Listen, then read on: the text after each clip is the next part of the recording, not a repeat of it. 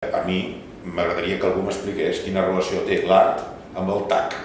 Els grafitis no són una entelèquia diferenciada d'altres actes vandàlics. Són un acte vandàlic més en quan es fa sobre un element que no hi pot anar-hi. Si el grafiti es fa sobre un lloc que està previst per fer-se, s'ha de buscar un lloc que d'alguna manera no faci mal al seu espai. Un edifici, jo no sé si trobarem algun edifici. En aquest moment jo no t'ho puc contestar, però estic convençut que si no hi és, el trobaríem. Escolta, si no hi és, el trobaríem. Han hagut experiències de posar a l'abast elements per poder fer aquesta activitat i val a dir que no s'han utilitzat o no han agradat, perquè potser la part interessant d'aquesta activitat és una mica també això del salt de mata. És com, a veure, aquesta espontaneïtat potser és el que interessa segons qui.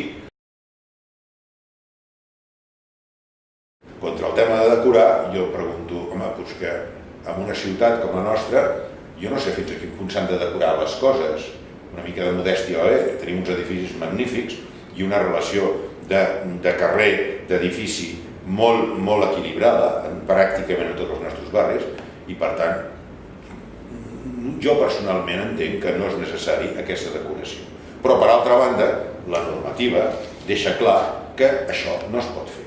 L'ordenança que tenim a Barcelona dels usos del paisatge urbà deixa clar que no es pot posar qualsevol cosa en les persianes.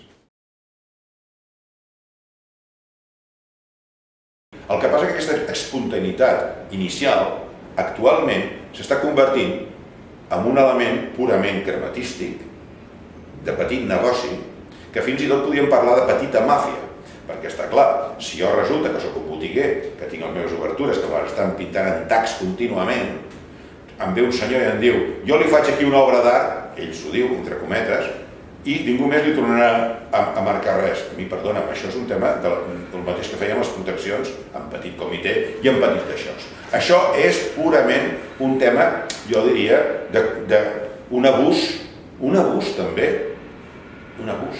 Per tant, tota aquesta experiència, de ser una experiència fresca, espontània, ha passat a ser una experiència de petit burgès que treu 4 duros. El 99% dels grafitis a Barcelona són tacs, i repeteixo, el mateix que fan els bossets amb líquid, aquests ho fan amb pintura. Però és el mateix, són tacs.